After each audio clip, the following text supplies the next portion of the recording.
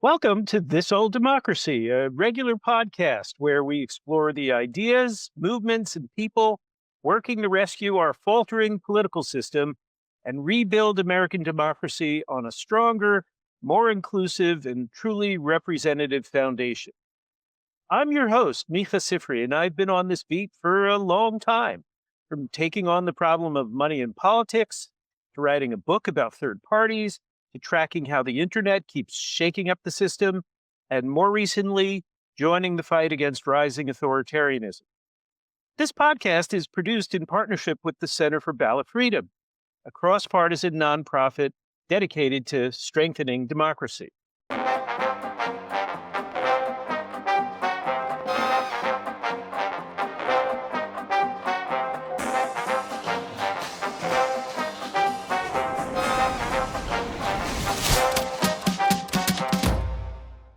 Today, we're talking with Dale Schultz and David Mahoney, the co-chairs of United Wisconsin, a new political organization in Wisconsin. Dale is a Republican and was elected to the Wisconsin State Assembly in 1982, and then served in the state Senate from 1991 to 2015. During his legislative tenure, he was elected Senate Majority Leader and was known as a consensus-driven leader and a champion for public education.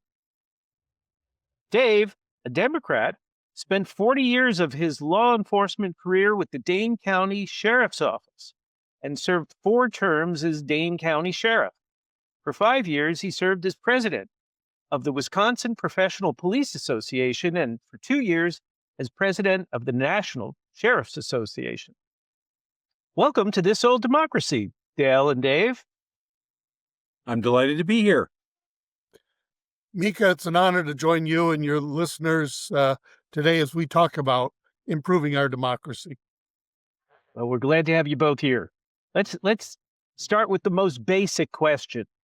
What is United Wisconsin? Okay, well, United Wisconsin is a group of people who are frustrated with our current political process in Wisconsin and want to find ways to get more agency for more people. In short, revitalize democracy and provide more competition. Dave, is there more to that you would add?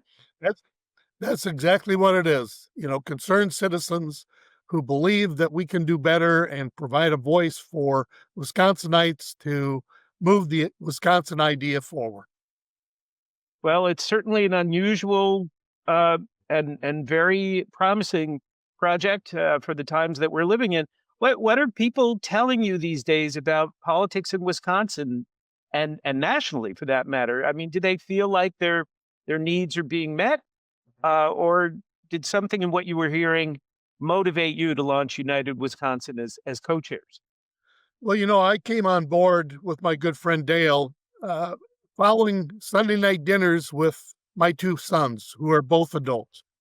And as we talked about the democratic process and specifically voting, both my sons told me that they were disinterested and disinvolved because they believed that the 2-party system currently elevates divisiveness within the electorate, and there's more time spent fighting amongst each other than moving the important issues of Wisconsinites forward.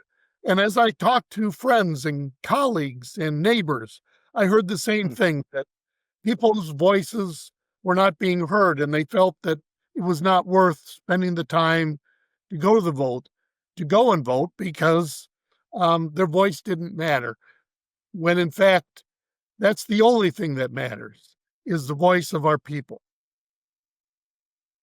Now, for those of our listeners who are not from Wisconsin, I think it's fair to say that it's one of the most closely divided states in the country in terms of its elections absolutely being fought over intensively. You've got new maps that have made the legislature even more competitive. Now, it's my understanding that United Wisconsin it wants to change the 2-party system by using something called fusion voting. What is that, and why are you attracted to it? Why do you think it would help solve some of the concerns like the ones that your sons were telling you? And by the way, Dale, you want to take that question? Yeah. Sure. What fusion voting would allow is for the same candidate to appear on multiple ballots, and when people voted for, let's say not the home ballot for the candidate, but in our case, United Wisconsin, those votes would then be fused together, and the largest number of votes would determine who the winner was. So in the case of Dave's sons, who don't feel like they have a choice or any say, if his sons were part of United Wisconsin, and we managed to round up 5-6% of the vote in Wisconsin by turning more people on to the process and giving them hope, they would then have a seat at the table, so to speak, when the election's over. And it would behoove a candidate who was wise to listen to those people, because they can look and see how many votes came from United Wisconsin and realize that they wouldn't have been the winner without United Wisconsin. And the reality is, though, United Wisconsin isn't the only game in town. Anybody can start a political party. We just happen to be a group of people who I think are part of that 30 or 40% of the electorate that feels no one listens to us. I don't like to refer to us as moderates, because there's a lot of passion on a lot of issues in that 30 and 40%. And we want to have some agency in the political process again. And right now, it's gotten to the point, as Dave said, where the players spend all their time fighting with one another and trying to figure out how they can rig the system, and they spend no time listening to their constituents. And we find that very disconcerting. Dave, anything you want to add to that? Yeah, I believe that the more voices, as we talk about fusion voting, the more voices within the political process are a positive. The freedom to create and choose parties that better align with individuals' personal values and priorities. Something that I believe is not being heard in the two-party system currently. New voices would elevate more solutions, and it might actually drive the divisiveness down in the two primary political parties, the Republican and Democratic Party. So we'll come back to the challenge of actually getting fusion voting to be legal again in Wisconsin in a second. But this is a very unusual conversation for us to be having. I mean, Dale, you're a Republican. Dave, you're a Democrat. I see on the United Wisconsin website that you've recruited other people from both of the major parties, and you've also got some independents that are on your steering committee. So, we hear a lot these days about the deep, deep divisions in our politics. What are you finding as you work together across the aisle like this? Well, I think there needs to be more work across the aisle. We spend a lot of time identifying, Dale is a Republican, Dave is a Democrat, when in fact, there's far more that Dale and I agree on than we disagree on. I think the process is what we will have conversations about, how we get to that solution, whether it's our schools and our universities and colleges, whether it's safety and security in our community, whether it's conservation and clean water. I think we both, and all of us, want those issues. It's how we get there. And it's that lack of having a conversation and finding a common solution that bogs us down in the democratic process currently. I look at Dave as less a Democrat and more a friend. A friend who, like me, is concerned about the direction of our society and our state. And I guess it's been true throughout the course of my life that I have come to realize that I have friends everywhere I go. I just have to take time to listen to them and get to know them. And I think that that's what this whole exercise is about, getting re-engaged with the populace and listening and taking to heart what people have to say, and then creatively trying to craft solutions together that will meet our needs. Right. So then the name United Wisconsin actually is meant to really express that thought of people being united, even if they're coming from different political camps or think that they're more divided than they actually are. Is that fair? Absolutely. Yeah. Yeah. Yes. Dave, so fusion voting, as I understand it, is something that dates all the way back to the 19th century in Wisconsin. It played a key role in the formation of the Republican Party, which was originally uh, like the Free Soil Party and the Liberty Party and so on. It was a party dedicated to eventually getting rid of slavery, but it was a minor party until Abe Lincoln, took it all the way to the White House. So then it got banned, like it got banned in most of the rest of the country, except where I am here in New York and Connecticut. So my understanding is that United Wisconsin is in the process of suing to try and bring it back. What are the constitutional arguments that you're making to try and challenge the ban? Well, like many parties, our citizens, all citizens, have a right, a constitutional right, to identify those candidates who best meet their priorities and the values that they believe our elected officials should have. Mm. And so we're moving this forward as a constitutional issue because we believe we have a right to do that. Under Dale, the do you want state constitution. correct? And it's the argument is this is freedom of association, that you're not allowing people to currently nominate the candidate that they want to nominate under the party line that they want to do it under. That's a violation of your First Amendment, right? Well, I guess in the state constitution, it wouldn't be the First Amendment, but it's the equivalent: free speech, free association.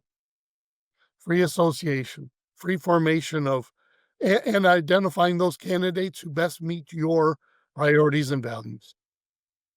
Got it. We So should we what's it? shouldn't have to Go ahead. we shouldn't have to ask permission to exercise our fundamental rights, and that's what this is about.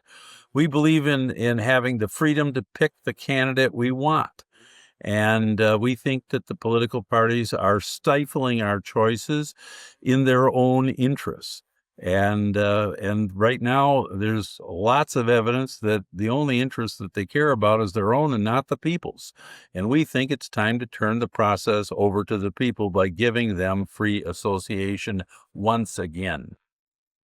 And just to be clear, if you were cross-nominating a Democrat or a Republican, that candidate has to agree, right? You can't just put their name on the ballot unless they're accepting your endorsement, Yes.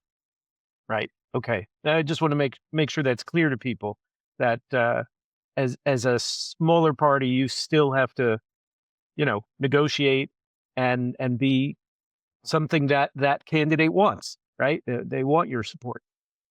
Correct. Micah, in Wisconsin, we are regularly determining the outcome of elections by slimmer and slimmer margins.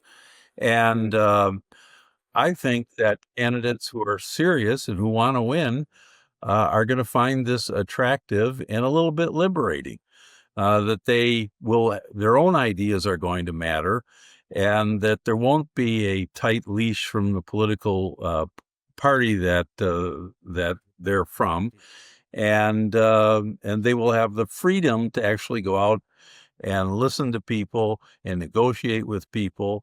And I think in your own home state of New York, it's worked very well. And I think I'd like to see Wisconsin again become a laboratory of democracy. Once again, rediscover fusion voting and craft some policies that would be as significant as the things that we've done in the past: workers' comp, unemployment comp.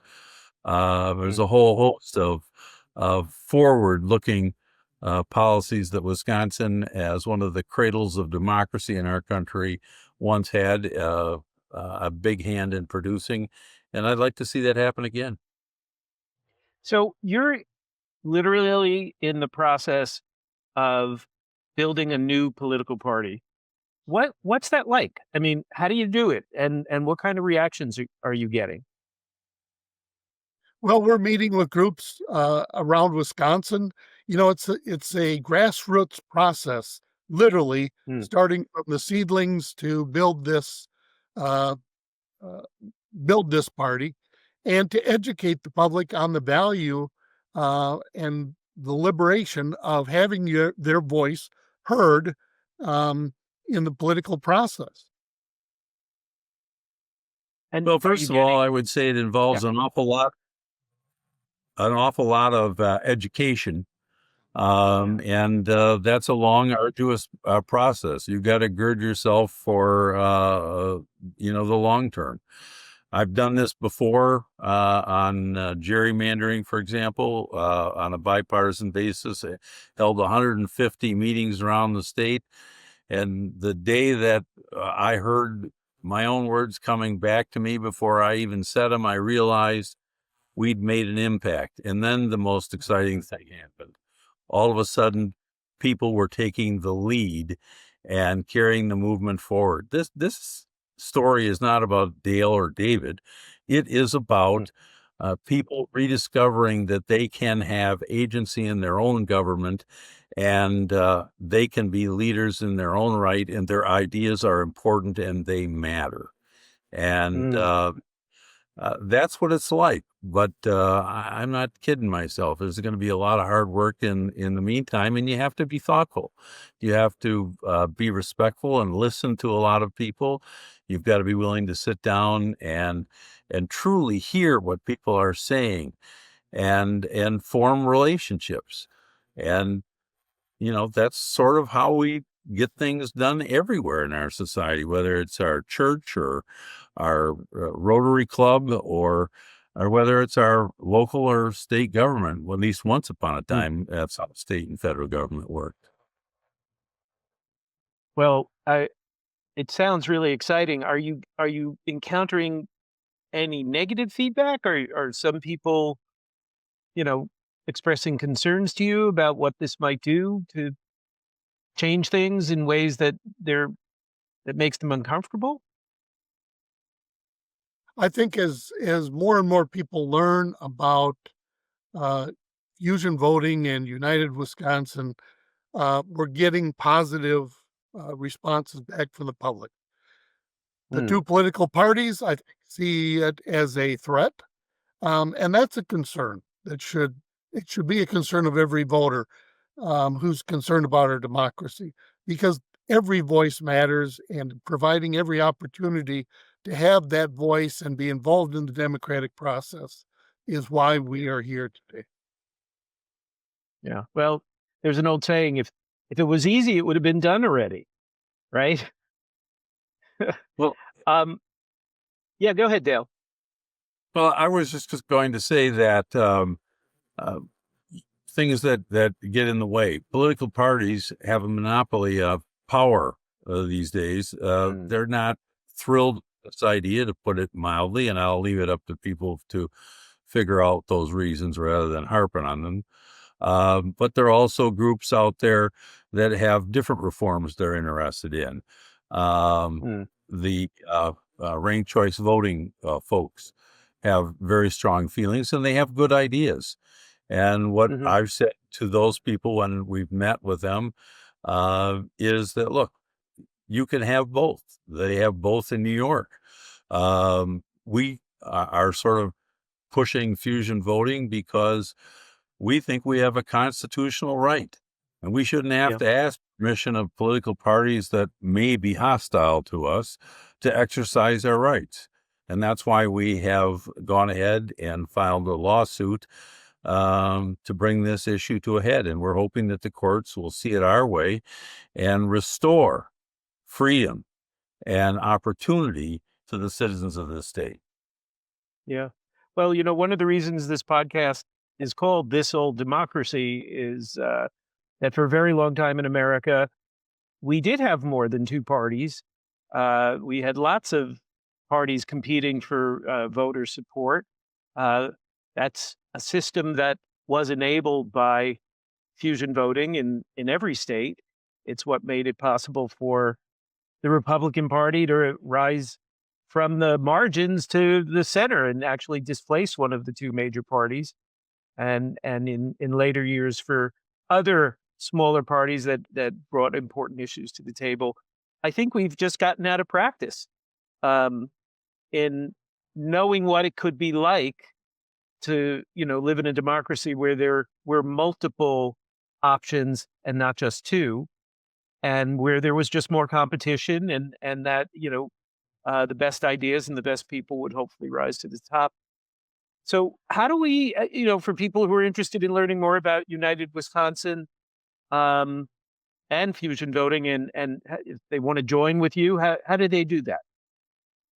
Well, I think we invite them to reach out to us through our website, www.unitedwisconsin.org, and invite us to be part of a conversation in their community to begin that educational process and gain support for fusion voting and for United Wisconsin.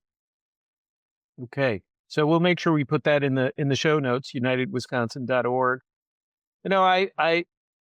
It's exciting to meet you on the ground floor as you go about this work, and I think we will certainly circle back and hope to have you guys back on when you've got a bit more to tell us about your progress.